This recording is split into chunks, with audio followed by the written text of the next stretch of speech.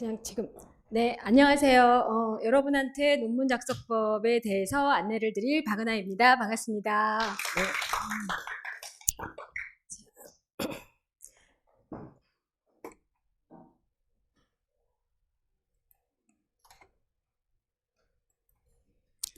자, 이 논문을 제가 오늘 여러분한테 해드릴 거는 뭐냐면 그냥 제가 여러분하고 같은 입장이 되고 또 교수님의 입장에서 지도할 때 입장하고 그리고 제가 중간 입장에서 양쪽을 좀 이렇게 중심으로 해서 제가 설명드리는 걸로 하겠습니다.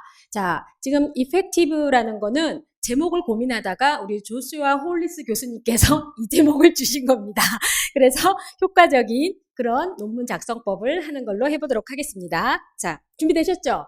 네, 사실 이게 지금 오늘 논문 때문에 좀 두려워서 오신 분들이 좀 많으실 거예요. 저도 마찬가지였고, 제가 석사 논문을 쓸 때는 뭐 이런 가이드라인을 봐야 된다는 걸 몰라서 남이 썼던 논문을 모방을 했던 것 같아요. 그러다 보니까 제 거가 어떻게 되는 거죠? 짜집기가 돼버려요. 그래서 이게 산으로 가는 거죠. 그러다 보니까 이제 여러분한테 오늘 하는 요것이 큰 거를 드리는 건 아니지만 작게나마 조금 여러분들이 이렇게 가이드를 좀 받아갈 수 있는 그런 시간이 되었으면 좋겠습니다. 네, 자 그러면 다음 보겠습니다. 자, 먼저 지금 이게 논문이라는 거는 보시게 되면 여기 맨 위에 뭐라고 되어 있어요? 롱피스라고 되어 있죠. 그쵸? 일단 길어요. 우리가 한 페이지, 두 페이지 쓰는 게 아니에요. 그쵸? 그래서 길다 보니까 어때요, 여러분? 길게 쓰면 시간이 걸리겠죠. 근데 이거는 논문은 시간만 걸리는 게 아니라 실험도 해야 돼요. 근데 내가 무엇을 실험할 것까지 생각해야 돼요. 그러다 보니까 긴 과정이 되는 거죠. 그리고 또 보시게 되면 또 뭐 particular subject, 특별한 주제가 좀 있어야 돼요. 그쵸? 그리고 이제 보시게 되면 뭐 higher college라던가 university degree에서 이제 쓰는 거니까 이제 여러분이 쓰셔야 되는 건 거죠. 그리고 이제 밑에 보시게 되면 메인 아이디어가 있어야 돼요. 그리고 여러분의 의견, opinion이 있어야 되고요. 그 다음에 theory, 이론이 있어야 되는데 나는 이걸 해보고 싶다라고 해서 그냥 하는 게 아니라 여러분들이 내가 이걸 하기 위한 근거가 되는 이론을 찾으셔야 돼요. 그게 네. 이게 나오는군요. 죄송합니다. 자, 그게 바로 뭐냐면 바로 우리가 보통 얘기하는 선행 연구. 그래서 여러분이 그 선행 연구를 찾으시는 거고, 그리고 이제 뭐 라이터, 여러분들이 이제 라이터가 되겠죠. 그쵸? 이제 쓰셔야 되니까. 그래서 요런 것들. 그리고 여기 밑에 보면 prove. 근데 증명하는데 여러분이 큰 걸 증명하시는 과학자가 아니라 내가 연구하는 거를 이론에 맞게 잘 증명하는 과정입니다. 그래서 요게 이제 보통 우리가 생각하는 논문이라고 생각하시면 될 것 같아요. 자, 그 다음에 이제 보시게 되면, 지금 여기에 보면 제가 빨간색으로 scientific이라고 해놨죠? 자, 우리가 과학이라고 하는 것은, 체계적이고 과학적이라는 것은, 기본적으로 어떤 그런 실험 연구라던가, 뭐 진짜 이렇게 실험실에서 과학자들이 이렇게 뭐 비커 갖고 하는 꼭 그것뿐만이 아니라, 저희 논문도 과학적이어야 돼요. 근데 과학적이란 얘기는 뭐냐면 논리적이어야 된다는 거예요. 그러니까 여러분들이 요 개념을 좀 가지시면 훨씬 더 수월하실 겁니다. 자, 여기까지 괜찮으시죠? 자, 이제 체계적이고 과학적인 자세로 여러분은 돌입하시는 겁니다. 아셨습니까? 네. 자, 제가 보면 여러 번 슬라이드는 있을 거예요. 보지 말고 대답해 보세요. 저희가 왜 과학적이고 체계적이어야 된다고 말씀을 드렸냐면 바로 이것 때문이에요. 바로 팩트예요. 그러니까 논문은 팩트예요. 그러니까 거짓말로 쓰는 게 아니라 내가 실제 실험을 하고 그거를 통계로 분석을 하고 그다음에 그거를 어떻게 하는 거예요? 기술을 하는 거예요. 그래서 여러분들이 요거를 팩트, 요게 중요합니다. 제가 솔직히 말씀드릴게요. 하다가 보면 제가 원하는 결과가 안 나오면 살짝 바꾸고 싶은 심리가 생겨요. 근데 그거는 학자로서 여러분이 공부하는 학생으로서 안 되는 거죠. 근데 그렇게 되면 나중에 내가 끝까지 논문을 맞출 수가 없어요. 왜냐하면 논리적으로 연결이 안 되기 때문에. 그래서 이렇게 항상 팩트에 근거해야 된다는 거 그거 알아두시면 됩니다. 자, 그 다음에 이제 보시게 되면 처음에 자료를 수집하게 돼요. 그러니까 그냥 논문을 하는 게 아니죠. 그렇죠? 자료를 수집하시고 그 자료를 분석하고 그 다음에 분석 결과를 보고하는 게 바로 논문의 과정이에요. 근데 자료를 수집하는 거는 어떤 것들이 있을까요? 자료 수집하는 거는. 논문, 그쵸? 왜냐하면 이제 왔는데, 근데 제일 먼저 시작해야 되는 거는 내가 어떤 것에 관심이 있냐가 중요해요. 그때 여러분 하다가 보면 우리 무슨 생각을 하냐면요. 논문을 쓰다가 보면 이것도 해야 될 것 같고 저것도 해야 될 것 같고 저것도 연구해야 될 것 같고 이것도 연구해야 될 것 같아요. 그러면 저는 못해요. 그러니까 뭐냐면 하나를 딱 잡으시고 그거에 관련된 것만 보셔야 돼요. 이게 무슨 얘기냐면 자 예를 들어서 이제 제가 뒤에 얘기를 할 텐데 저는 학습 스타일과 그다음에 글쓰기 전략에 관련된 거를 이제 박사 논문을 썼어요. 근데 하다가 보면 무슨 생각이 드냐면 학생들의 동기부여도 굉장히 중요한 것 같아요. 그럼 갑자기 막 동기부여를 막 연구해요. 그러면 안 된다는 거죠.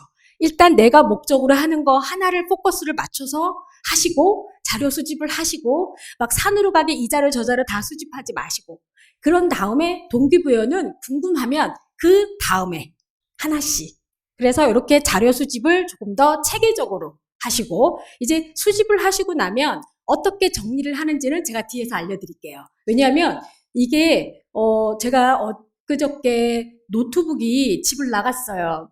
그래서 이게 한 10년 쓰다 보니까 아침에 그냥 팍 나가버렸어요. 그래서 저 남동생이 둘이 있는데 남동생 단톡방에다가 이제 바로 밑에 남동생한테 누나 노트북이 집을 나갔다. 하나 좀 사라 이랬더니 저희 남동생 뭐라고 답이 왔냐면요. 가출 신고부터 해 이렇게 왔더라고요. 아 진짜 그래서 제가 텔레토비 이모티콘 중에 이게 떼찌로 때리는 이모티콘이 있어요. 그래서 그걸로 이렇게 때렸더니 왜 한 대 사달라고 또 그러는 거야? 이러는 거예요. 그래서 근데 제가 왜 이 말씀을 드리냐면 그래서 이제 제가 보니까 이제 이게 코드를 꽂으면 되고 빼버리면 나가버리는 거예요. 그래서 얼른 자료를 옮겨야 되겠길래 그 자료를 살펴봤더니 제가 왜 이렇게 쓸데없는 논문을 많이 모아놓은 거예요? 그러니까 마음이 이것도 필요하고 저것도 필요하니까 그냥 다 모아놓은 거예요. 폴더가 막 50개, 60개인 거예요. 근데 저는 쓰지도 않는 논문이. 그래서 항상 그렇게 정리를 잘하는 것도 필요하다라는 거 여러분 그래서 내가 원하는 거 위주로 하시라는 거. 그래서 이제 이렇게 하시고 그 다음에 이제 자료를 수집하게 되면 분석이라는 건 뭐냐면요. 이따 이제 캐시 교수님이 논문을 어떻게 서칭하는지도 가르쳐 주실 거예요. 그러면 그거를 갖다가 읽으셔야 되거든요. 읽고 분석하고 나는 무엇을 할 것인지 그 부분을 이제 하시는 거고 그 다음에 이제 또 내가 실험을 했으면 그거를 또 어떻게 되는 거죠? 실험을 위한 자료를 수집하고 또 그 부분에 대해서 분석을 하고 결과를 보고하시는 거예요. 그러니까 이 과정이 필요해요. 그래서 항상 그래서 요게 대신 어떻게 가야 돼요? 체계적이고 과학적이어야 된다는 거. 뭐냐면요. 나는 글을 쓰는데 저도 그런 경험이 많았던 것 같아요. 지도 교수님께 가져가면 이게 뭔 말이에요? 이렇게 물어보세요. 그러니까 뭐냐면 저는 내용을 알거든요. 그러니까 제 머릿속에서는 막 돌아다니는데 지도 교수님은 처음 보신 거예요. 그러니까 당연히. 그리고 또 어떤 경우가 있냐면요. 저는 이렇게 해서 또 지도 교수님이 디렉션을 주셨어요. 그래서 그렇게 이렇게 해가지고 갔어요. 근데 지도 교수님이 보시더니 이게 아니래요 또. 그러면 무슨 생각이 드냐면요. 우리 교수님 왜 자꾸 나한테 말을 이랬다 저랬다 하지? 근데 당연한 거예요. 왜 당연한 거냐면 내 연구는 내가 잘 알고요. 지도 교수님이 처음부터 끝까지 같이 해주시는 게 아니고 지도 교수님은 먼저 하신 분으로서 아이디어와 디렉션을 주시는 거거든요. 그렇기 때문에 또 내가 바꿔서 가져간 버전을 보고 더 좋은 아이디어를 내놓기도 하시고 이런 방향은 어떨까 같이 고민하시다 보니까 아이디어를 이것도 주시고 저것도 주시고 하시는 거지 그게 내용을 바꾸는 게 아니에요. 그래서 여러분들이 대신 돌아와서 그 부분을 다시 한번 분석하고 이 부분은 어떻게 적용할까를 고민을 하셔야 되는 건 거죠. 그래서 논문을 쓰는 동안에 지도 교수님하고 갈등도 막 생겨요. 그리고 아까 제가 엘리베이터에서 노민선 선생님 뵀는데 조교석 교수님 뵈러 가려고 그러니까 감옥 끌려가는 기분이라고 지금. 그래서 감옥을 저는 지도 교수님 방 앞에 가면 가슴이 콩닥콩닥 뛰었어요. 가슴이 콩닥콩닥. 그래가지고 여러분 이게 뭐냐면 준비가 안 돼 있으면 그러니까 준비가 안 된 상태에서 가면 그렇고 지도 교수님 메일이 오면 깜짝깜짝 놀래요. 그래서 여러분들이 근데 어쩔 수 없어요. 그냥 그거는 거쳐야 되는 과정이에요. 그래서 그냥 그러고 난 다음에 이제 서로 이제 다 끝나고 나면 이제 새로운 그 감정이 생겨요. 아주 좋습니다. 네. 자, 그래서 요렇게 차분차분 체계적이고 과학적이어야 된다는 거. 자, 그래서 특히 우리는 영어 교육 쪽이잖아요. 그래서 이거는 영어 교육 현장에서 일어나는 여러 가지 문제에 대해서 다양한 연구 방법으로 과학적이고 논리적인 답변을 구하고자 하는 과정이 돼요. 그래서 이제 요 두 분이 말씀하셨고요. 그 다음에 연구는 증거가 없는 상식을 체계적이고 구체적이고 논리적인 방법으로 증거를 확인하여 이론을 정립하여 주는 작업이라고 했는데요. 이 말이 좀 어려워요. 자, 증거는 없어요. 자, 제 연구 하나 예를 들면 학습 스타일이 글쓰기 전략에 영향을 준다. 라는 것은 사실 물론 기존의 선행 연구는 있긴 하지만 저희 학생들을 대상으로 한 어떤 새로운 그런 것들을 제가 시도를 하는 거죠. 그거에 대한 증거는 못 찾았어요. 저의 대상들은. 그러니까 없는 증거죠. 그렇죠? 근데 라이팅 러닝 스타일과 그다음에 라이팅 전략, 라이팅 스트래티지 유수에 관련된 연구들은 또 다른 분야에서 본 것들은 많아요. 그러면 그 증거를 가지고 와서 뒷받침을 찾아야 되는 건 거죠. 바로 이 말이에요. 그래서 여러분의 연구는 여러분의 대상이기 때문에 증거가 없기 때문에 여러분이 증거를 증명하시는 거고 그 다음에 그거를 그냥 증명하는 게 아니라 이론이 받침이 돼야 돼요. 항상 이론이 받침이 돼야 돼요. 그래서 그 이론에 대해서 여러분들이 제시하시는 겁니다. 그래서 논문 선행 연구가 중요해요. 왜냐하면 저 혼자 열심히 이거는 증거가 있어요 라고 해서 되는 게 아니거든요. 그래서 그 다음에 항상 제가 요거 초록색으로 해놓은 거 있죠. 여러분 거에는 아마 흑백으로 복사를 해주셨을 거예요. 그거를 이렇게 빨간색으로 이렇게 좀 하셔갖고 강조 하이라이트 좀 해주실래요? 항상 글을 쓰시고 나면 연구를 하시고 나면 왜를 되짚어서 의심을 해보세요. 왜? 내가 이 연구를 왜 해야 되는데? 그러니까 학습 스타일하고 글쓰기 전략 사이의 관계를 보는데 그걸 왜 해야 되는데? 무슨 의미가 있는데? 그게 왜 중요한데? 그걸 계속 끊임없이 던져보세요. 거기에 대한 구체적인 답이 나와야 논문이 조금 더 수월해요. 그냥 막연한 증거를 가지고 시작을 하게 되면 지도 교수님 앞에 가서 이제 우리가 소위 하는 말로 깨지고 와요. 그러니까 교수님 가시면 항상 물어보시는 게 그거예요. 선생님 이게 왜 중요해요? 선생님 이게 왜 교육적인 의미가 있어요? 선생님 이게 뭐가 중요해요? 계속 물어보세요. 그러면 그거에 대한 대답을 제대로 못하게 되면 그거는 연구에 네? 그거 난 거죠. 네. 그거에 대한 걸 대답을 못하게 되면 내 연구는 의미가 없게 되는 거예요. 그래서 끊임없이, 그래서 저희도 친구끼리 저랑 이제 같이 공부하는 선생님들도 논문을 하면 제가 이제 항상 물어봐요. 이거 어떻게 생각해? 셀프 레귤레이션이 뭐 이거에 대해 어떻게 생각해? 이렇게 제가 요즘 또 셀프 레귤레이션 관심이 있어서 이렇게 하면 그 선생님이 저한테 꼭 물어봐요. 선생님 그게 무슨 의미가 있을까? 이렇게 물어봐요. 그러면 짜증나 막 이러면서 요거를 꼭 항상 그래서 가시기 전에 그리고 지도 교수님께 갈 때 그냥 가지 마세요. 그러니까 내가 논문을 쓰잖아요. 그러면 대부분 어떻게 가시냐면 쓴 논문을 그냥 달랑 들고 가요. 이렇게. 저 이렇게 프로덕트 만들어 왔어요 하면서 질문지를 좀 만들어 가세요. 내 연구에 대해서 지도 교수님이 무엇을 질문할지 예상을 해보세요. 그럼 가장 기본적인 게 뭐예요? 연구의 목적이 들어가야 되고, 그쵸? 연구의 질문도 들어가야 되고, 그 다음에 이 연구가 왜 들어갔고, 그 다음에 이 연구의 대상은 왜 이 사람들을 선택을 했는지를 해야 되는 거고, 그렇게 구체적으로 가져가야 지도 교수님도 봤을 때 지도를 제대로 해주실 수가 있어요. 만약에 그게 제대로 나도 내 연구를 모르면 지도 교수님은 더 해주기가 힘드시죠. 그리고 또 질문을 하시면 그런 걸 보고 여러분들이 구체적으로 대답을 하실 수 있어야 돼요.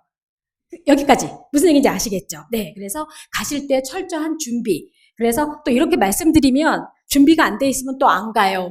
그래서 막 1년이 넘도록 안 나타나 막 사라지고 그러시면 안 됩니다. 네, 네. 자, 그래서 리서치는 일단은 우리가 보통 대표적인 게 양적 연구 방법과 질적 연구 방법이 있어요. 그러니까 양적 연구 방법은 그야말로 양입니다. 양으로 승부하는 거고요. 질적 연구 방법은 그야말로 이제 질로 승부를 하는 거예요. 보통 이제 요즘은 요걸 섞기도 합니다. 그래서 이제 제가 여러분한테 예시는 그래도 다른 사람 논문을 드는 것보다 그냥 제 걸로 조금 예시를 들어가면서 이 부분을 또 설명을 드리겠습니다. 여기까지는 괜찮으시죠? 네. 자, 그러면 이제 양적 연구는 뭐냐면요. 이거 조금 말이 어려워요. 변수를 조작적으로. 자, 이 변수를 조작적으로 정의하여 변수 간의 관계를 수량적이라는 거 동그라미 해놓으세요. 양적 연구는 수량, 양이 중요합니다. 그래서 뭐 설문을 했을 때 많은 학생들의 설문을 통해서 또 그 대상을 통해서 이제 통계적으로 이걸 제시할 수 있어야 되는 거거든요. 그래서 가설을 검증하는 연구 방법인데, 자, 그래서 양적 연구는 가설과 이론이 사실인지 검증하는 데 주목적이 있어요. 그래서 여기는 관건이 변인이 중요해요. 자, 이 변인이 왜 중요하냐면, 예를 들어서 제가 학습 스타일, 러닝 스타일이라고 하는 변인을 선택을 했어요. 근데 그 변인이 영향이 잘 안 나타나요. 그러면 어떻게 돼요? 연구 결과가 물론 별 차이가 없다고 나오겠지만 그래도 제가 아까 뭐랬습니까? 팩트를 말해야 된다고 했기 때문에 거짓말을 하시면 안 돼요. 그래서 안 나온다라고 해야 돼요. 그죠? 근데 이제 예를 들어서 동기부여, 모티베이션으로 했어요. 근데 너무 잘 나와요. 그러면 그거는 변인을 잘 선택한 게 되겠죠. 그래서 여러분이 이 변인의 선택이 상당히 중요합니다.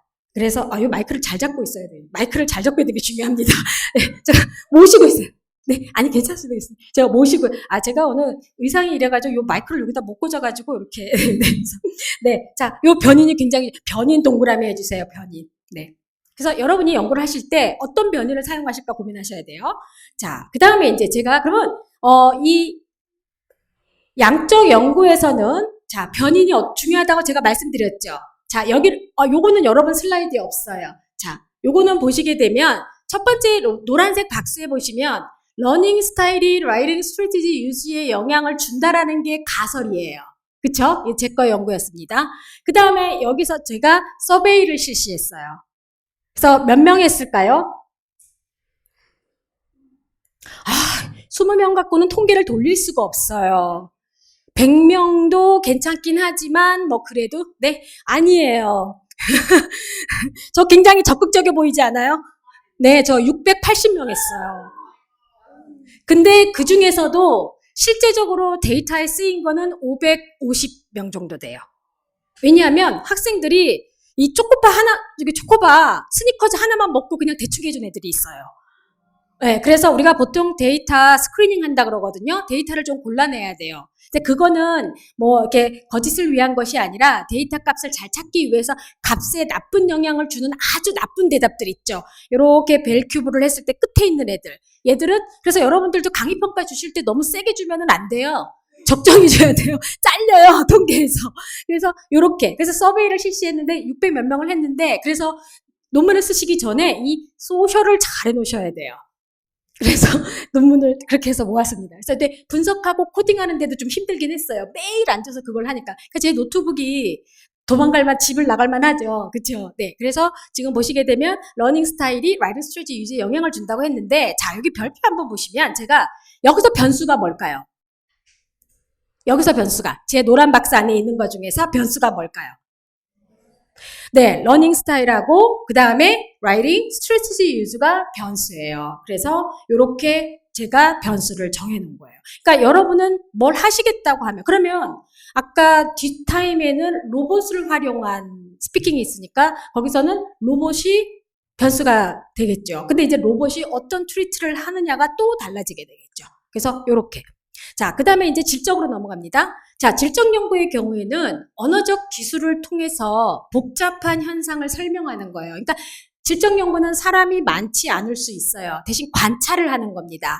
그리고 또 대신 현상을 있는 그대로 제 시각에서 내부자의 시각에서 깊이 이해하여서 새로운 이론을 개발하는데 문제는 이것도 항상 뭐가 뒷받침이 돼야 되냐면 증거가 뒷받침돼야 됩니다.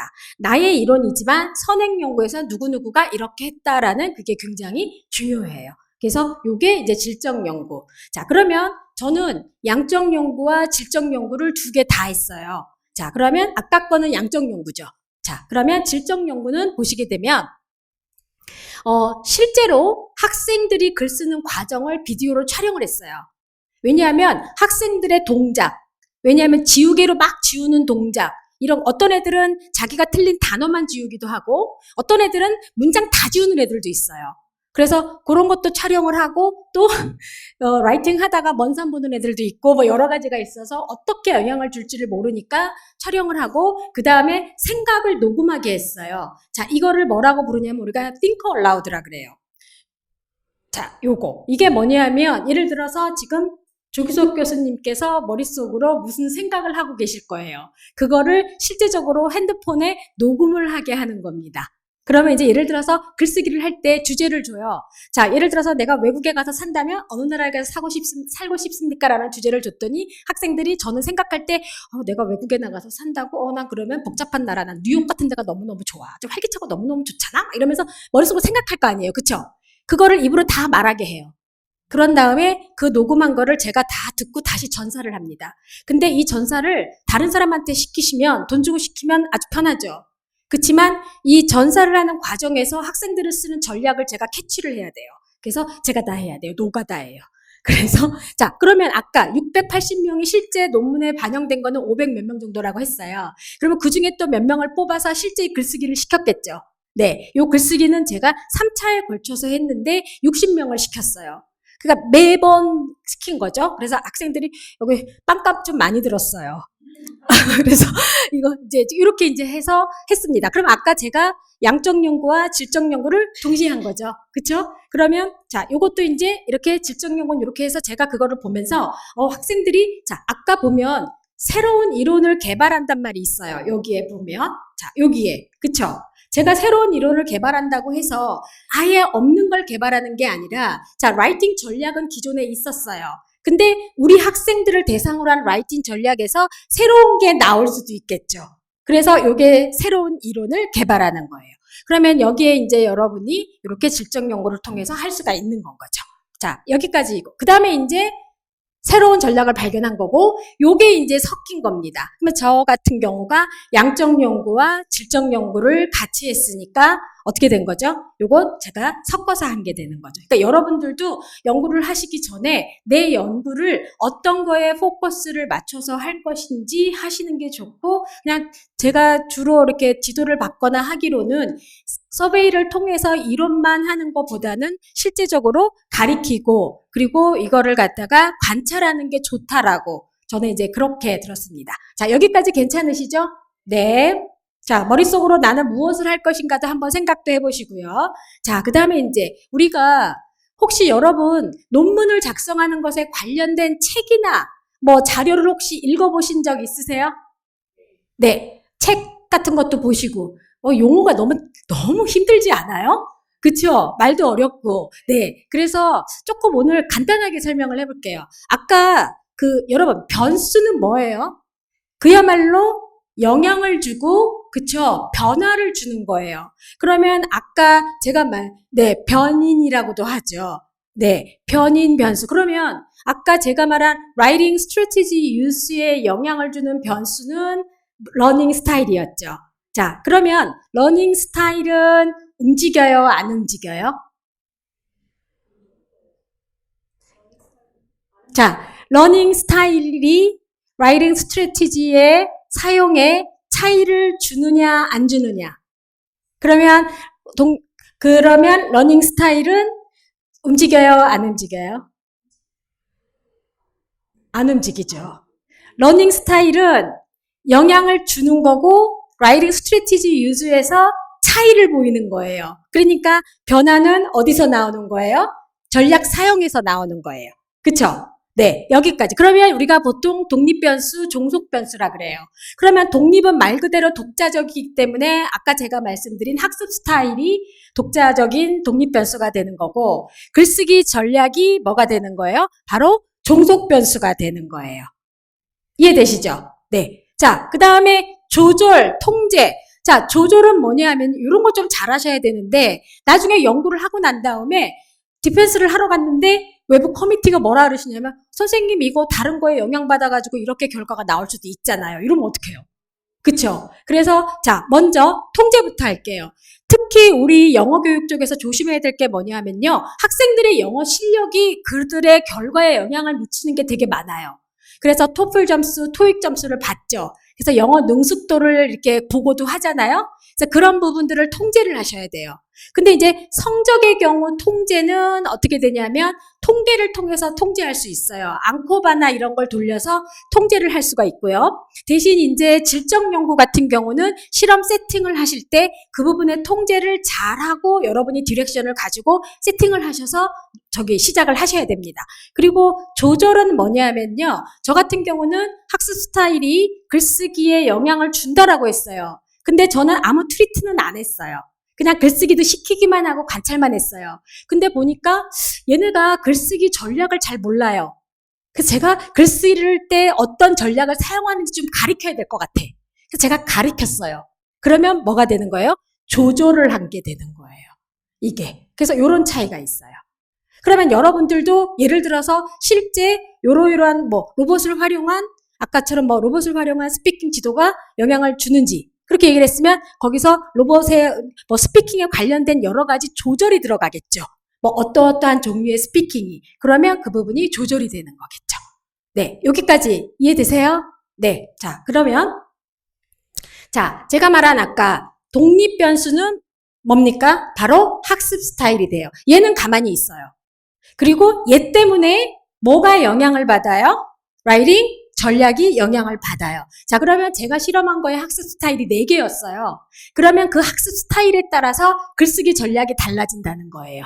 네. 자, 그 다음에 저는 조절은 안 했어요. 대신 통제는 토익 점수를 통제했어요. 앙코바로.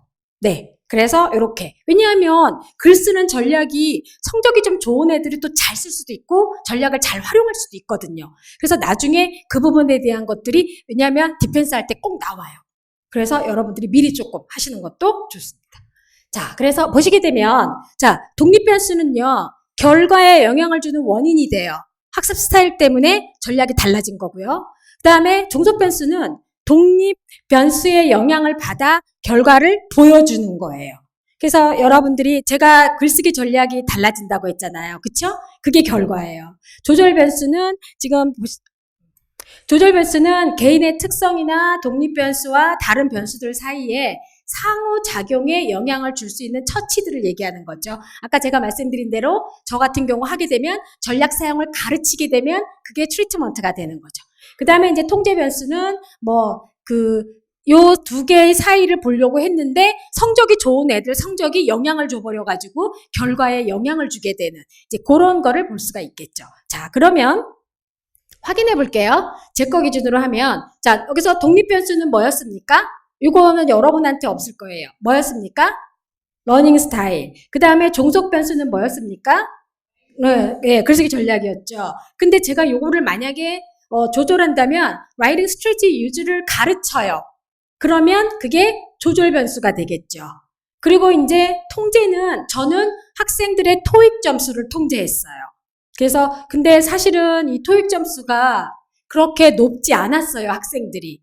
그래도 혹시나 싶어서 그래도 통제는 해야 돼서 통제를 했습니다. 그래서 앙코바로 했고요. 자, 지금 보시게 되면 이 그림을 제가 왜 이렇게 그렸냐면요. 독립 변수하고 종속 변수하고 지금 어때요? 이렇게 쭉 몇 가지 가야 되죠. 근데 중간중간에 영향을 주는 애들이 이렇게 많아요, 변인이. 그래서 제가 모국어도 영향을 주고요. 영어 능숙도도 영향을 주고요. 교육 수준이라고 하는 것은 얘네가 뭐 예를 들어서 2년제 나왔냐, 4년제 나왔냐, 외국에서 공부했냐, 안 했냐 이런 것도 영향을 주게 되고요. 젠더는 기본이에요. 성별에 따라서도 보게 되고요. 이제 학습 스타일, 개인의 성격, 퍼스널리티 타입. 그래서 MBTI를 가지고도 많이 실험을 하죠. 그쵸? 근데 제가 제 느낌인데, 별로 영향 없는 것 같아요. 이게 유전 인자가 좀 있지 않나라는 생각이 좀 듭니다. 네. 그래서 이렇게 논문을 하시다 보면 이런 것들에 영향이 많아요. 그래서 여러분들이 실험을 하실 때 이런 것들을 좀 많이 고려를 하셔야 된다는 거죠. 내 연구에 있어서. 네. 그리고 제가 예전에 한 번은 우리 분야는 아닌데 그 경영 쪽에 하시는 분, 마케팅 쪽에 계신 분의 그 설문을 많이 대신 좀 해드린 적이 있어요. 성인 학습자들이 이제 제 수업에 있어가지고. 근데 이제 거기 설문지를 보면 그 소비 타입 있죠. 소비 성향.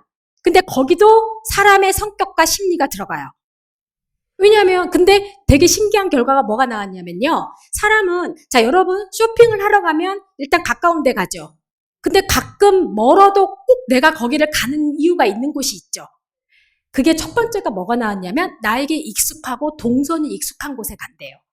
그게 사람의 심리래요. 그러니까 이런 것들. 근데 이제 그분도 이게 가설이다 보니까 다른 것들 영향을 주는 것들을 통제를 해서 하시더라고요. 그래서 여러분들이 이런 부분들을 잘 고려를 하시면 됩니다.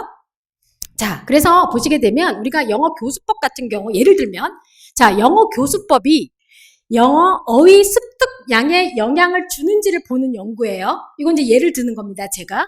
그러면 여기에 이 과정에서 결과에 영향을 미치지 않도록 통제하는 게 통제 변수인데 보통의 경우에 이렇게 영어 능숙도, 토플이나 토익 같은 거를 통제를 많이 하는 거죠. 근데 이제 여러분들이 만약에 어린 학습자들을 할 경우에는 많이 좀 신경을 쓰시고 하셔야 돼요. 왜냐하면 어린애들은 토익이나 토플을 안 하잖아요. 그러니까 그 아이들의 교육 수준과 그 아이들이 지금까지 받아온 영어, 뭐 영어 유치원 나온 애도 있을 거고요. 그렇죠? 그래서 그런 부분을 여러분들이 고려를 하셔야 됩니다. 자, 그 다음 보겠습니다. 자, 여러분, 논문은 형식을 맞춰줘야 돼요. 제가 한 가지 저의 너무 어리석었던 경험을 하나 말씀드릴게요. 석사 때 논문 발표를 한대요. 그래갖고 아무도 또 교육대학원에서는 또 디렉션을 잘 안 줘가지고 종이 3장에 그냥 써간 거예요. 그랬더니 딴 사람 보니까 다 이 구조로 써왔더라고요. 다행인 게 굉장히 엄격하고 무서운 교수님께서 저를 그나마 좀 좋게 보셔가지고 아주 나이스하게 박 선생 이렇게 써오면 안 돼요 라고 하시더라고요. 그래서 가실 때 지도 교수님께 가실 때 꼭 이렇게 가져가세요. 초록은 마지막에 쓰시는 거니까 초록은 말고요. 그냥 서론, 선행 연구, 연구 방법론, 결과, 논의. 근데 사실 결론이나 시사점 이런 것까지는 안 나올 거예요. 근데 가실 때 그래도 체계적이고 내가 이렇게 합니다라고 저의 독립 변수는 뭡니다. 저의 종속 변수는 뭡니다. 그래서 제 가설은 이렇습니다라고 얘기할 수 있게 준비를 해가셔야 되는 거죠. 여기까지 괜찮으시죠? 네. 자, 요거 이제 논문이 보통 이제 순서가 되고요. 자, 그 다음에 보통 애스트랙은 제일 마지막에 쓰는데 내 연구의 서머리예요. 그래서 연구 결과서부터 아까 제가 말씀드렸던 이 부분을 다 여기에 서머리에서 넣는 부분입니다. 그래서 보통 100단어에서 150단어 정도이고요. 연구의 목적, 또 예전 연구, 그 다음에 무슨 연구인지, 그 다음에 내 연구가 선행 연구에 어떤 갭을, 어떤 그 간극을 채웠는지 그 부분을 여러분들이 이제 기술하시는 부분인데 요거는 사실 맨 마지막에 잘 쓰셔야 돼요. 왜냐하면 다른 사람 논문 보실 때 처음부터 끝까지 다 읽지 않으시죠, 웬만해서. 일단 초록을 한번 살펴본 다음에 괜찮네? 나한테 필요하네? 하고 읽어보잖아요. 그쵸? 그래서 여러분이 초록을 잘 쓰셔야 다른 사람이 내 논문을 볼 수가 있는 거죠. 네. 그래서 요게 이제 보통은 이제 마지막에 좀 많이 씁니다. 자, 그 다음에 이제 인트로덕션 부분에, 자, 그 다음에 한 가지 이건 제 경험인데, 논문을 이렇게 저는 제 마음대로 기술을 해가지고 갔어요. 그랬더니 지도 교수님이 뭐라 그러셨냐면, 선생님, 여기, 목적이 어디 갔어요? 선생님, 여기 경향은 어디 갔어요? 선생님, 이거 뭐예요? 라고 물어보시는 거예요. 그래서, 이게 난 다 쓴 것 같은데. 그래서 다시 돌아와가지고, 이게, 그쵸? 연구 배경이 들어가야 돼요.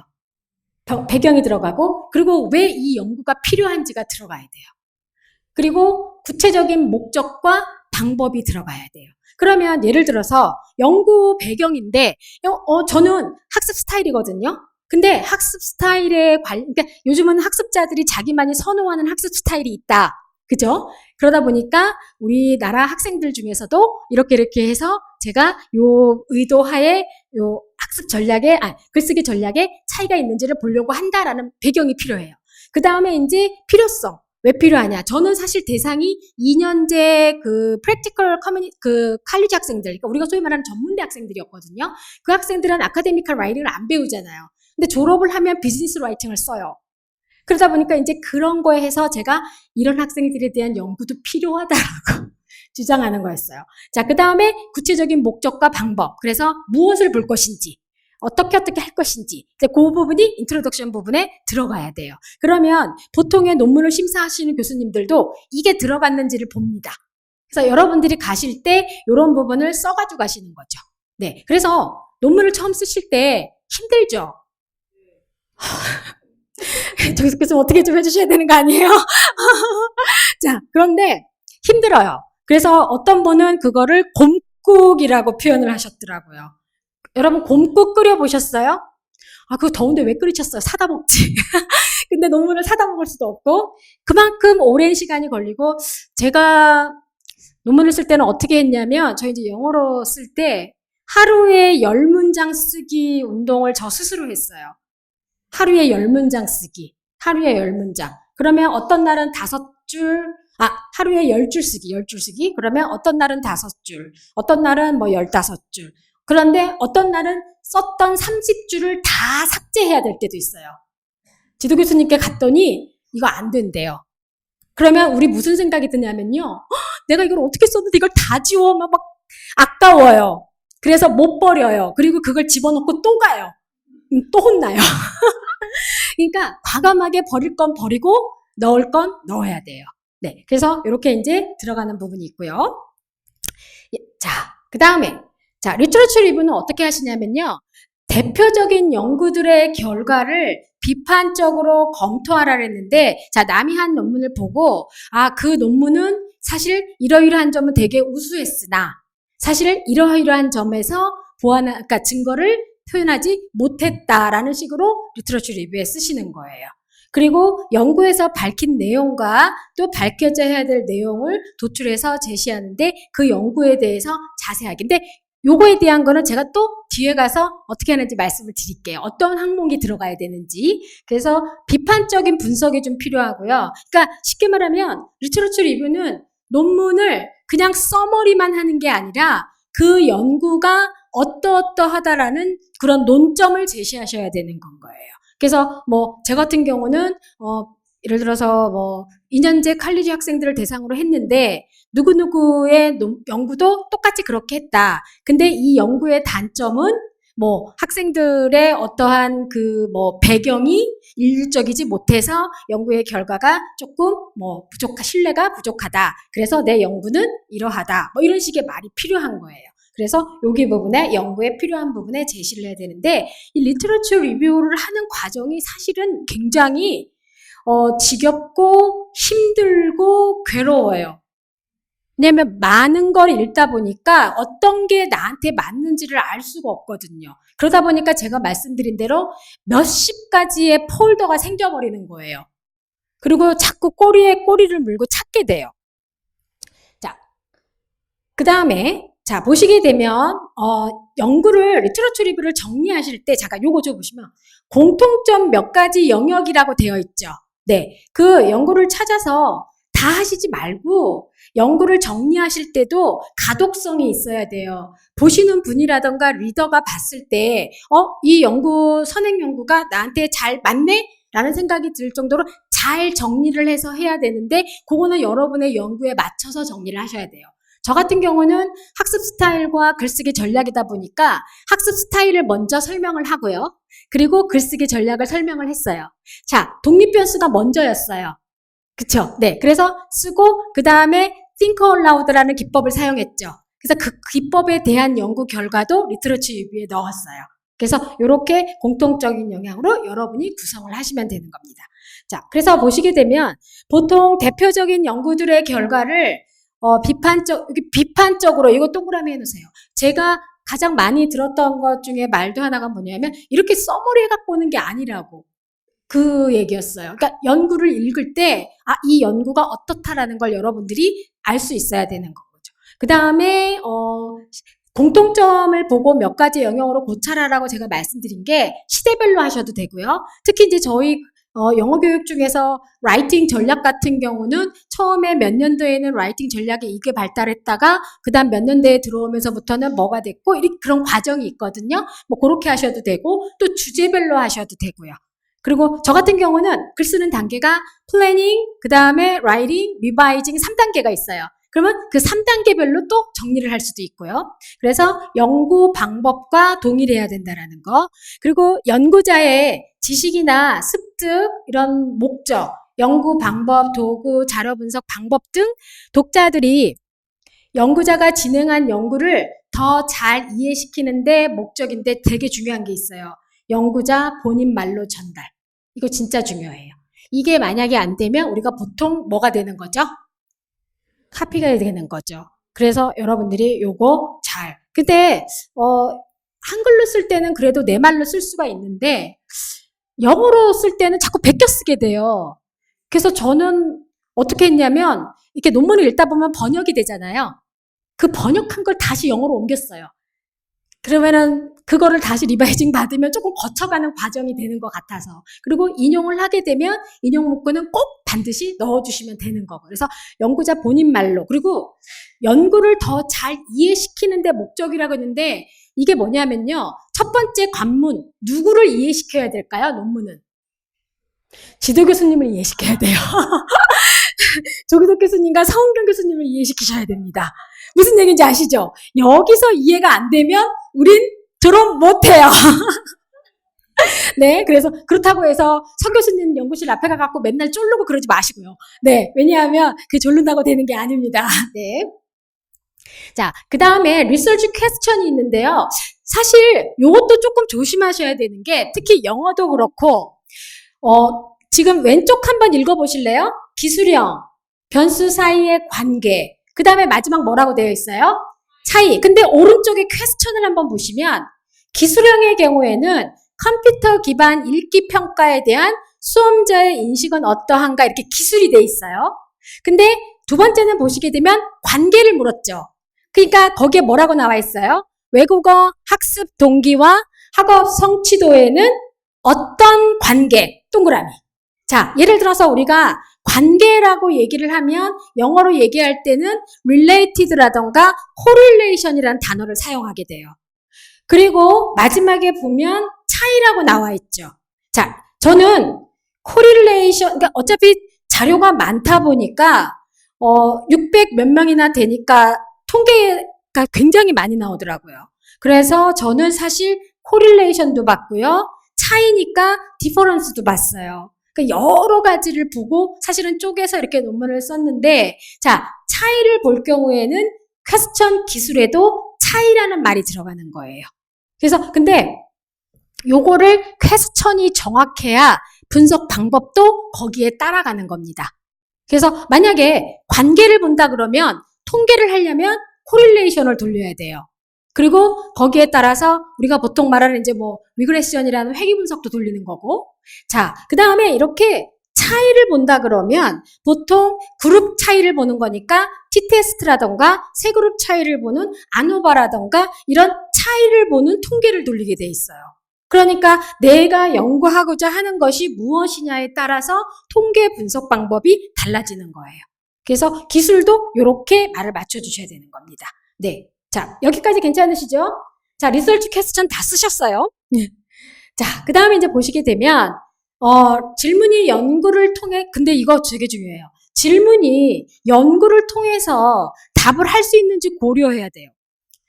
왜냐하면 내가 질문을 했는데 그걸 실험할 수도 없고 답도 찾을 수 없으면 안 되죠. 그래서 여러분 멀리 가지 말고요. 내 주변에서 실험할 수 있는 걸 찾으세요. 그리고 한 가지 팁을 드리면 만약에 내가 관찰하는 실험이 아니잖아요. 그러면 뭐 나는 간단하게 이렇게 학생들이 뭐 쓰기라던가 아웃컴 한 거를 가지고 뭐 예를 들어서 뭘 하겠다. 그러면 중학교 3학년 아이들이 졸업하기 전에 기말고사 끝나고 나면 한가해요. 학교 선생님들 얘네를 어떻게 해야 될지를 몰라서 아주 어떻게 할 수가 없어서 힘들어하세요. 그럴 때 중학교를 찾아가면 어느 선생님도 다 시간을 내주시더라고요. 막 옆에 선생님들 막 불러와요. 그래서 아이들, 그래서 제가 석사 논문 쓸 때는 애들이 10월이면 끝나는 거예요. 그러니까 막 지루에 미치려고 그래요. 그래가지고 거의 한 10개 반을 볼펜 하나씩 주고 에세이를 쓰게 했어요. 그래서 그런 거 이용하시는 것도 좋습니다. 네, 그래서 질문이 연구를 통해 답을 할 수 있는지 고려하시는데 뭐를 보셔야 되냐면요. 연구 대상을 보셔야 돼요. 왜냐하면 이 연구 대상을 통해서 내가 실험 결과를 도출할 수 있는지 확인하셔야지. 너무 어린 애들은 힘들겠죠. 네, 그리고 몇 명을 할 것인지. 자, 아까처럼 예를 들어서 양적 연구일 때는 통계를 돌려야 되기 때문에 많아야 돼요. 그리고 어떤 자료를 수집하실 것인지, 그리고 어떤 분석을 할 것인지. 근데 어떤 분석은 아까 뭐였습니까?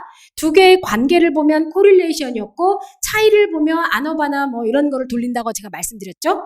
그러니까 내가 무엇을 하느냐에 따라서 통계 방법이 달라지기 때문에 이런 걸 잘 고려를 하셔야 돼요. 자, 그 다음에 밑에 빨간 거 뭐라고 되어 있어요? 실행 가능해야 돼요. 가끔 가면 무슨 질문들 하시냐면 선생님 이거 어떻게 실험하려고? 그쵸? 그리고 저 처음에 이거 서베이 모을 때도 저희 지도 교수님께서 그러셨어요. 이거 모으는 게 문제인데? 이러시더라고요. 그래서 제가 속으로 아니 모으는 건 문제가 안 되는데? 근데 저희 지도 교수님은 계속 걱정하시는 거예요. 모으는 게 문제라고. 근데 제가 이제 빨리빨리 모아갔습니다. 그래서 실행 가능해야 돼요. 네. 자, 그 다음에 이제 메소드 3장에는 이게 들어가야 돼요, 여러분. 그러니까 논문은 형식입니다. 그래서 연구 대상이 들어가는데 몇 명인지 보고하셔야 되고요. 그 다음에 그들의 특징이 들어가야 돼요. 자, 나중에 논문을 쓰실 때요. 물론 가지고 계신 책도 활용을 하시지만 제가 드린 이 자료를 보시고 체크를 해보세요. 아, 내가 쓴 논문에 요 내용이 다 들어갔는지 체크를 하세요. 그러면 이제 지도 교수님께서도 보시고 아, 선생님, 요건 다 들어갔는데 여기다가 요걸 좀 더 넣어주면 좋겠어요. 근데 이런 거 아무것도 없이 이구동성으로 가져갔어요. 그러면 교수님이 봤을 때 이게 뭔 말이에요. 근데 가끔 보면 그거 가져가면 저희 지도 교수님들이 읽기 싫어할 때가 있어요. 근데 충분히 이해돼요. 여러분 한번 생각해 보세요. 책도 재밌어야 읽잖아요. 그쵸? 근데 막 이렇게 이구동성 써간 이 딱딱한 글을 읽고 싶으시겠어요. 그쵸? 그래서 항상 이렇게 형식에 맞춰가는 거. 그래서 연구 대상에는 이런 게 다 들어갑니다. 모국어, 나이, 능력, 그 다음에 뭐 거주 지역도. 그래서 저 같은 경우는 서울 경기권 학생들 대상으로 이렇게 다 넣었거든요. 그리고 이 학생들의 교육 정도 수준, 뭐 이런 거. 그 다음에 외국 경험이 있는지 없는지. 그래서 요 내용이 체크리스트가 되시면 됩니다. 그리고 자, 연구 도구, 측정 도구. 저는 서베이 2개가 들어갔어요. 학습 스타일하고 글쓰기 전략이 전략 도구고요. 그 서베이 도구. 그 다음에 또 하나는 글쓰기. 그쵸? 그래서 think out loud 했다라는 거. 그래서 특히 잘 알려지지 않은 도구는 나중에 부록에다가 실제 문항을 수록하시면 돼요. 그리고 해당 연구를 왜 이 도구를 선정했는지 이유는 구체적이어야 돼요. 그러니까 내가 이게 좋아요라고 해서 하면 안 되고, 자, 구체적으로 선정 이유를 기술하기 위한 가장 좋은 방법이 뭘까요? 선행연구. 그쵸? 선행연구. 그래서 내가 이 도구를 했는데 이 선행연구가 이렇게 널리 쓰인다. 그래서 선행연구에서 이 도구가 널리 쓰여서 나도 우리 학생들한테 이게 맞다고 생각해서 선택했다라고 해서 구체적인. 그래서 사실은 선행연구가 되게 중요해요. 자, 그 다음에 연구 디자인 같은 경우는 이제 제가 뭐 예를 들어서 실험 집단과 통제 집단이 있을 수도 있고, 뭐 저 같은 경우는 그냥 서베이를 하고 또 그 다음에 거기서 뽑아서 글쓰기를 시키고 했으니까 이제 그런 부분을 기술을 해주시는 거예요. 그러니까 다른 사람이 봤을 때 내 연구가 봤을 때 굉장히 자세하게 이해가 잘 되도록 써줘야 되는 거죠. 자, 그 다음에 이제 보시게 되면 실험 연구인데 뭐 상관관계 연구인지 아니면은 차이를 보는 집단 간 비교인지, 집단 내의 비교인지, 또 차이 연구인지 등을 기술을 하셔야 돼요. 저 같은 경우는 학습 스타일이 글쓰기 전략에 영향을 줘서 학생들이 차이를 보였는지라고 기술을 했어요. 그러니까 이렇게 저는 차이를 보는 연구가 되겠죠? 네. 그리고 자, 연구 절차를 쓰시는데 데이터 컬렉션 과정을 설명하시는 거예요. 서베이를 보내서 그 다음에 누구누구에게 보내서 동의서를 받고 그리고 그 동의서를 받고 나면 실험은 몇 분 동안 이루어졌고 그 다음에 그 중에 학생들을 다시 받아서 이런 과정을 자세하게 기술하는 거죠. 근데 자세하게 기술을 하시는데 혼자서 쓸 때 어떤 생각을 하게 되냐면요. 이렇게까지 꼭 써야 되나? 그래서 아니 이건 안 써도 되면 내 맘대로 줄이지 마시고 이왕이면 자세하게 많이 써가세요. 그래서 없애더라도 지도 교수님이 없애시는 게 좋아요. 그래서 지도 교수님이 충분히 보실 수 있도록. 자, 그리고 연구 대상이 구체적으로 어떤 활동을 했는지 순서대로 기술하시고 실험 집단, 통제 집단 동일하게 자세히 기술하는데 우리가 하나 하는 오류가 뭐냐면요. 실험 집단에 포커스를 맞춰가지고 실험 집단을 엄청 자세하게 기술하는 경향이 높아요. 대부분. 통제 집단은 내 관심 대상이 아닌 것처럼. 근데 양쪽 다 똑같이 기술을 해주셔야 되는 겁니다. 그리고 이제 자료 분석 방법. 자, 요것도 이제 제가 뒤에 제가 어떻게 했는지 보여드릴 텐데요. 수집된 자료를 어떻게 분석했는지, 기술, 통계, 코딩. 뭐, 저 같은 경우는 네 그룹의 학습 스타일을 차별을 보기 위해서 만호바를 돌렸고, 그 다음에 2그룹 간을 보기 위해서는 t-테스트를 돌렸다. 이런 식으로 해서 통계치를 얘기를 해줍니다. 그래서 그 다음에 이제 코딩은 뭐냐면요. 아까 제가 think out loud에서 생각을 다 전사한다 그랬잖아요. 그거를 제가 다 이제 한 다음에 저하고 다른 사람하고 각자 따로 읽어요. 그래서 그 사람하고 같이 해가지고 서로의 점수를 합해가지고 거기서 이제 보통의 경우에 이제 통계치를 내서 신뢰도를 뽑아냅니다. 그래서 몇 % 서로 동의했다. 그러니까 그런 식의 과정을 다 기술을 하셔야 되는 거예요. 그래서 여러분들이 자세하게 해서 하시는 부분입니다. 자, 여기까지 3장 괜찮으시죠? 네. 결과를 쓰시는데요. 연구 결과를 쓰다가 보면 어떤 현상이 생기냐면요. 앞에서 내가 언급하지 않은 부분의 결과가, 왜냐하면 실험 결과를 분석해 보니까 내가 보려고 했던 것이 아닌 결과가 나왔어요. 그러면 어떻게 하고 싶어져요? 그거 쓰고 싶어지죠. 근데 연구 질문엔 그게 없어요. 그러면 안 되는 거죠. 컨시스턴스 해야 돼요. 일치해야 돼요. 그래서 기술을 하시는데 통계 분석의 경우에는 분석의 목적을 꼭 제시하셔야 돼요. 첫 번째 줄에. 자, 예를 들어서 두 그룹의 차이를 보기 위해서 t-테스트를 돌렸습니다. 이렇게. 그 다음에 이제 기술 통계를 보고하는 거죠. 그래서 우리가 보통 통계에 보면은 디스크립티브 스태티스트라고 나와요. 그래서 젠더라던가 이런 거에 관련된 게 나오고요. 자, 한 가지. 왜 통계를 꼭 돌려야 되는 걸까요? 분명히 우리가 평균값, 이런 것들은 계산기를 해도 돌릴 수 있거든요. 왜 엑셀로 해도 돌릴 수 있고. 통계가 과학이래네요.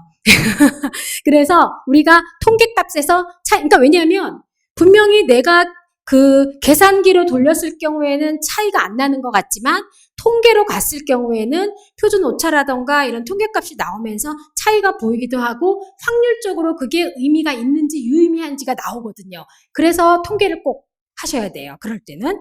자, 그 다음에 이제 분석 결과를 제시하는데 요거 표시해 주세요. 독자의 이해를 위해서 설명하고 해석하셔야 돼요. 근데 여러분의 첫 번째 독자는 누구라고요? 지도 교수님이세요. 꼭 잊지 마세요. 자, 그 다음에 분석 결과에 따라 연구 질문에 대해 답하거나 가설을 기각, 채택하여 객관적. 이거 무슨 얘기냐면요. 자, 학습 스타일이 글쓰기 전략에 영향을 준다라고 제가 가설을 세웠어요. 근데 결과를 보니까 가설이 안 맞아요. 그러면 학습 스타일이 그 글쓰기 전략에 영향을 준다라고 하는 가설은 여기에 채택이 되는 거예요, 안 되는 거예요? 안 되는 거죠. 그걸 기술해 주라는 얘기예요. 그리고 차이가 있으면 차이가 있다라고 해주는 거고요. 자, 그 다음에 표하고 그림이나 이런 걸 좀 제시해 주는 게 좋습니다. 결과 부분에서는. 그래서 그런 부분이 아주 도움이 되고요. 자, 그 다음.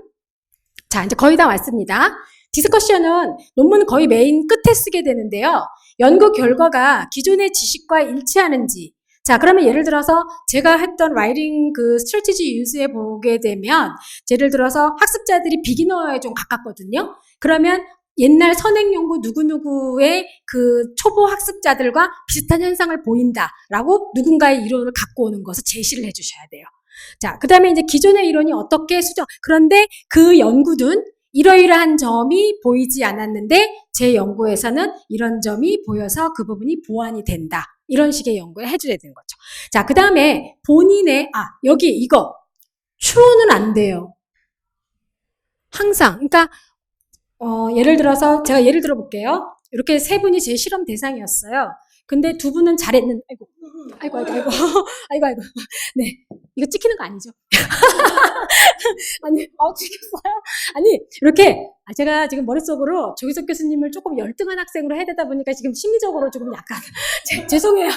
자, 죄송해요. 이게 찔려가지고 자 이렇게 세 분을 제가 실험을 했는데 두 분은 되게 잘하고 조기석 교수님이 좀 못하신 거예요. 그럼 제가 이분에 대한 거 추론을 하는 거예요. 배경이 이러이러해가지고 이러했던 것으로 결과가 나온 것으로 예상된다라고 쓰면은 안 된다는 건 거죠. 그러니까 항상 모든 건 그래서 체계적이고 과학적이어야 된다는 거죠. 그래서 그때 체계적이고 과학적인 거에 이용하는 게 바로 선행 연구와 통계가 되는 거예요. 자, 그 다음에 이제 본인의 연구 결과와 선행 연구 결과를 비교, 평가, 해석. 왜 동그라미 해주세요. 왜 그런 연구 결과가 도출되는. 항상 논문을 쓸 때는 왜라는 걸 항상 되짚어 주세요. 왜냐하면 지도 교수님께 가서 가장 많이 받는 단어 하나도 왜 그거거든요. 조기석 교수님 혹시 노민선 선생님께 왜 안 물어보셨어요? 네, 그렇군요. 근데 감옥 가는 기분이라고. 네. 자, 그리고 강한 결과와 해석은 조심하시는데 이게 무슨 얘기냐면요. 이 연구는 전례 없는 최초의 연구다 이런 거 쓰시면 안 돼요. 네, 그런 거. 우리 조기석 교수님이 좋아하시는 새로운 패러다임 뭐 이런 거 있죠. 네. 자, 그래서 이론은 지지되고 새로운 이론으로 대체하는 겁니다. 그러니까 쉽게 말하면 기존에 있던 이론을 살짝 디벨롭 시키는 겁니다. 네. 자, 결론입니다, 이제. 자, 연구 결과에서 도출된 결론을 제시하고요. 각 질문의 답을 한두 문장으로 요약해서 결론을 제시하는데 결론을 도출한 근거도 제시하시는데 이 근거는 다 뭐라고요? 선행 연구. 네. 그리고 새로운 내용 제시가 아니고 이렇게 종합적 정리를 하시는데 연구자의 판단력이나 논리적 사고, 통찰력이 요구되는데 이게 되게 어려워요. 사실은. 그래서 다른 사람이 쓴 좋은 논문의 결론을 많이 읽어보세요. 자, 그런 다음에 이제 연구가 주는 시사점을 제시하시는데, 자, 예를 들어서 보통 이론적 측면, 교육적 측면의 시사점을 많이 해요. 그래서 pedagogical meaning. 그래서 교육적 의미로 이거는 어떻게 준다라고 하는데, 저거 같은 경우는 이제 제가 뒤에 보여드릴 텐데, 통계 분석 중에 클러스터 분석이라는 걸 했어요. 군집 분석이라는 걸. 근데 이제 커미티에, 성 교수님 그때 커미티셨어요. 근데 이제 그 다른 커미티 교수님께서 이런 말씀 하셨어요. 선생님 연구를 교육적 측면을 너무 강조하려고 하지 말고, 연구의 분석 방법을 가지고 시사점을 하는 것도 좋을 것 같습니다. 군집 분석을 했으니까 이 말씀을 하셨거든요. 그러니까 여러분이 마지막 결론에는 내 연구가 어떻게 시사점을 줄 수 있는지가 가장 기본적으로 이 두 개가 들어가는데 또 다른 쪽으로도 좋은 점이 있다면 그런 시사점을 줘야 된다는 거죠. 그리고 본인의 연구 결과가 어떻게 기여할 수 있을지 고민하고 질문해야 돼요. 저 같은 경우는 2년제의 이제 전문대 학생들도 라이팅 공부를 하지 않았는데 그래도 이런 학생들에게도 라이팅 공부를 시켜야 된다라는 어떤 기본적인 그 교육적으로 이런 걸 제시해야 된다라는 걸 이제 그러니까 말을 잘. 근데 이제 가끔 이런 말 들으실 거예요. 논문은 데이터가 너무 화려하지 않더라도 어떻게 쓰느냐가 중요하다는 말을 하는데 그 어떻게 쓰느냐는 말이 미사어구를 써서 화려하게 써서 남의 눈을 현혹시키라는 게 아니고 체계적이고 과학적으로 논리적으로 내가 갖고 있는 별 볼 일 없어 보이는 데이터라 하더라도 이게 얼마나 논리적으로 잘 연결됐는지를 기술해 주라는 소리예요. 그래서 여러분들이 이렇게 자 그래서 일반적인 시사 내용 기술은 바람직하지 않음인데 하다 보면 이렇게 되더라고요. 이게 참 쉽지가 않더라고요. 네. 자, 그 다음 보겠습니다. 자, 여러분 결론까지 오늘 다 쓰셨어요. 요 순서대로 쓰시면 됩니다. 네. 자, 뒤에. 자, 연구 한계를 서술하고 후속 연구. 자, 그런데 이 연구는 한계점이 있습니다. 제 연구의 한계는 뭔지 아세요? 남학생이 별로 없어요. 그래서 그래서 그런 거 쓰고요. 그 다음에 이제 이렇게 이제 썼습니다. 그래서 이렇게 관련해서 쓰시면 됩니다. 자, 결론은. 자, 그러면 레퍼런스는 꼭 써야 되는 거 아시죠? 예, 그리고 레퍼런스 항상 이게 일이에요. 그래서 저는 어떻게 했냐면요. 앞에서 제가 인용했던 부분의 연구 있죠. 그런 거를 그때 따로 리스트를 만들었어요. 따로. 그러면 좀 수월하겠죠. 그리고 나중에 비교해 보시고, 네. 그리고, 자, 그러면 이제, 논문 하나 끝났습니다. 이렇게 이론처럼 되면 얼마나 좋아. 뒤에 더 중요한 게 있어요. 네. 자, 연구자 수행 가업인데요. 자, 이게 보시게 되면 여러분이 할 때 먼저 주제를 선정하셔야 되는데, 관찰을 하실 수도 있고, 관찰은 여러분이 실제 가르치시면 학생들을 통해서 관찰할 수 있어요. 애들을 관찰해보니까 이런 현상이 보이네? 내가 이걸 연구해봐야 되겠다. 또는 전공서나 선행 연구를 보면서 이런 걸 해볼 수 있어요. 자, 그 다음에 연구 가설을 설정해서 알고 싶은 것이라던가 변수를 설정하시는데 가장 메인 변수 2개가 뭐라 그랬죠? 아까 변수 2개.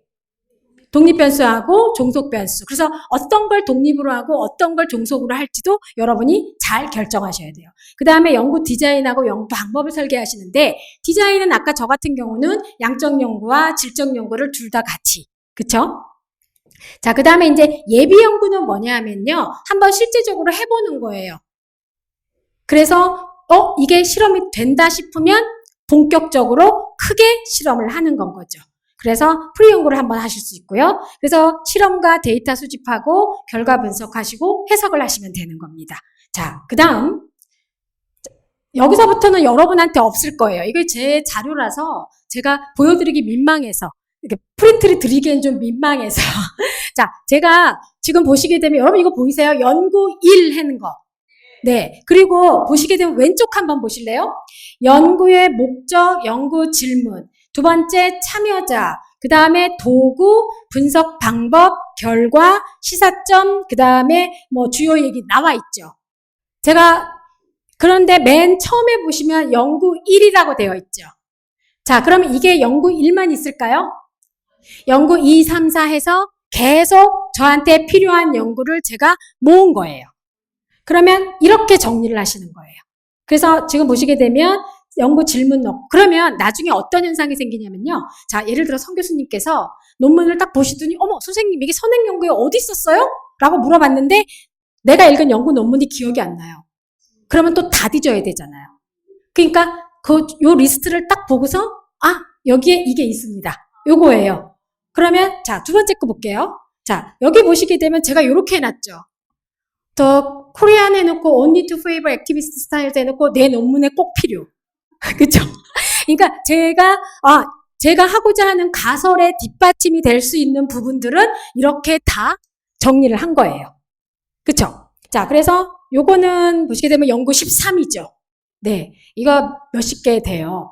그리고 사실은 조금 더 시간이 되면, 논문을 써머리해 놓은 게 좋기는 해요. 근데 이제 그것까지는 여러 개 안 되더라고요. 자, 그리고, 자, 여기도 똑같아요. 목적, 질문, 참여자, 도구, 분석 방법은 다. 자, 하나 더 할게요. 자, 여기 32번 보시게 되면, 자, 이 빨간색 보시면 이 연구는 학습 유형의 장점과 단점을 제공하지 못했다라고 되어 있죠. 아까 선행 연구에 대한 비판적 제시가 이런 거예요. 그러면 이제 누구누구의 연구는 어떠한 것을 제시하는 것은 시사점이 좋았으나 유형의 장점과 단점을 제공하지는 못했다. 그렇죠? 그런데 제 연구에서는 장점과 단점을 이렇게 해서 제공하게 된다. 이런 식으로 하시는 겁니다. 자, 그 다음에 이제 밑에 또 보시게 되면 제가 뭐라고 했어요? 논문의 인용. 제 거에. 그 다음에 또 보시게 되면 이 부분을 논문에 적용, 이 부분 아주 중요. 그러니까 읽으면서 이런 부분을 미리 해놓으셔야 나중에 내가 또 안 찾아요. 그쵸? 네. 자. 그 다음 뒤에 보시게 되면, 여기는 엄청 중요한 논문이었어요. 자, 이 논문을 찾을 것. 자, 읽다가 보면 그 논문을 찾아가요. 그러면 진도가 안 나가요. 그래서 일단 그 논문을 끝내야 되잖아요. 그러니까 제가 찾을 것이라고 해놓은 거예요. 그래서 이 부분은 L1과 L2의 능력 차이와 상관없이 학습 유형이나 다른 요소가 좌우한다는 것의 인용. 즉 학습 스타일이 전략에 영향을 준다라는 걸 인용하려고 했던 거예요. 그 다음에 이제 보시게 되면 지금까지의 경험과는 달리 유형에 관심을 가져야 한다고 주장할 때 인용. 그 다음에 마지막에 교수법을 제공한다고 하는데 이 내용을 인용. 이 책을 읽고 논문에 적용.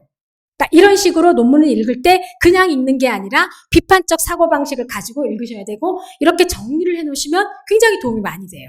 그래서 이렇게 자, 그 다음 보시면 자, 이거는 제가 연구 모델을 좀 했죠. 자, 이게 보세요. 그려봤어요, 제가. 워낙에 자료가 이건 없어요, 여러분한테. 제가 원래 했던 게 학습 스타일인데 이 학습 스타일은 4개가 원래 이 모형을 만들었던 분이 제시한 거예요. 근데 이거를 맨 위에 보시게 되면 넘버 오브 클러스터 해가지고 분식 분석으로 제가 다시 통계를 돌린 거예요. 그러니까 이런 식으로 해서 그 다음에 여기에 보시게 되면 요거는 학습 스타일. 모형을 그려본 거예요, 제가. 그래서 H1이 가설 1, H2가 가설 2, H3이 가설 3. 그러면 여러분도 연구 논문을 이렇게 그림으로 그려보세요. 자, 그 다음 이제 두 번째 보시게 되면 여기 또 하나 더 있죠. 자, 요거 비슷한 거고요. 자, 그 다음에 이제 클러스터 분석한 거를 가지고 양쪽을 다 볼 수가 있었어요, 또. 그래서 제가 가능한 부분을 그려보는 거예요, 이렇게. 자, 그 다음에 또 보시게 되면 여기도 마찬가지, 여기 좀 깨졌네요. 자, 이번에는 제가 연구가 2개였죠. 양적 연구와 질적 연구. 그러면 질적 연구만 따로 또 본 거예요, 이게. 그래서 질적 연구 안에서 또 분석되는 거. 그러면 맨 끝에 있는 요거는 뭘까요? 새로운 이론의 발견. 뭐냐면 학생들이 전략을 쓸 때 분명히 코딩은 제가 예전에 했던 문과의 코딩을 인용했어요. 근데 저희 학습자들한테서는 그들한테 없었던 전략이 나왔어요. 그러면 그게 새로운 게 되는 거죠. 그래서 이렇게. 그래서 이렇게 연구 모델을 그려보시는 것도 좋아요. 그래서 이렇게. 그 다음에 제가 분석 방법을 이렇게 정리했죠. 네. 이게 정확해야 돼요. 그래서 보시게 되면 뭐 프리퀀시를 본다던가 클러스터 애널리시스 한다던가 또 코릴레이션 보는 거, 마노바 뭐 이렇게 해서 했던 거. 그래서 이렇게 분석 방법을 또 정리를 해보는 거죠. 그래서 이렇게까지 하시면 졸업하십니다. 근데 사실은 이렇게까지 하기에는 지도 교수님의 지도가 컸어요. 왜냐하면 트레이닝을 시키시고 또 왜냐하면 오늘 이렇게 해간 게 된 것 같긴 하지만 이렇게도 해보고 저렇게도 해보고 계속 훈련을 시키시다 보니까 저도 계속 사고방식을 많이 생각하게 되고 그래서 지도 교수님이 지도해 주시는 대로 그렇게 잘 하시는 것도 굉장히 중요합니다. 그래서 여기까지. 감사합니다.